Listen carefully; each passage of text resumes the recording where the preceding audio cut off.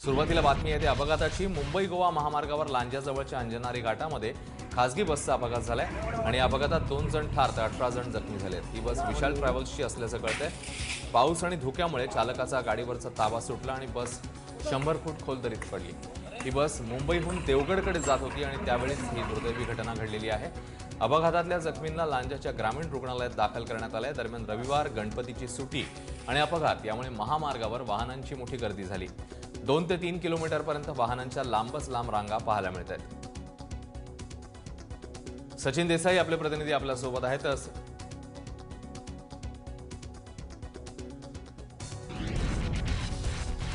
आम्ही पूर्ण जागी होतो। गाडी कशी त्यांनी मारली ना तीच आम्हाला काही कळलं नाही आणि एकदम असं उलटीची पालटी झाली। धडधड व्हायला लागला आवाज। आम्ही कुठे गाडी जातोय अशी ओरडते।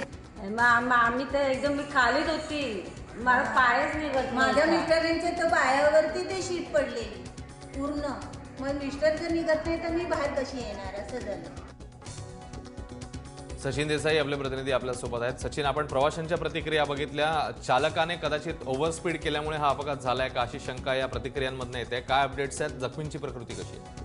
अश्विन, गणेश उत्सव अवघ्या काही तासांवर आहे, त्यामुळे अक्षरशः हजारोंच्या संख्येनं चाकरमानी कोकणातल्या आपल्या गावागावांमध्ये जात आहेत। मुंबईतून मोठ्या संख्येने गाड्या महामार्गावर प्रवास करत आहेत आणि काल दुपारनंतरच कोकणामध्ये अनेक ठिकाणी पावसाच्या अगदी हलक्या सरी आहेत। त्यामुळे महामार्गावर अनेक ठिकाणी मोठ्या प्रमाणात धोका आहे। ज्या ठिकाणी अंजनारी घाटामध्ये हा अपघात घडला आहे त्या ठिकाणी मार्ग अतिशय अरुंद आहे आणि मोठी वळण आहेत।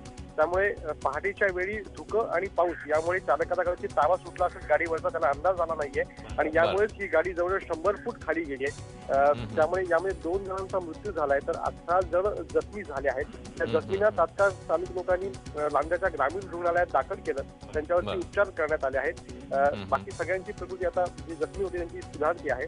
त्यांना आता पुढील प्रवासासाठी पाठवून दिलं जाईल। मात्र या अपघातामुळे पूर्ण मुंबई गोवा महामार्गावरची वाहतूक विस्कळीत झाल्याचं पाहायला मिळतंय, कारण आता वाहनांच्या मोठ्या रांगा लागल्यात। ज्या ठिकाणी अपघात झालाय त्या ठिकाणी ही रस्ता अरुंद आहे, ज्यामुळं ही एसटी बाहेर काढण्यासाठी वाहतूक थांबवावी लागते।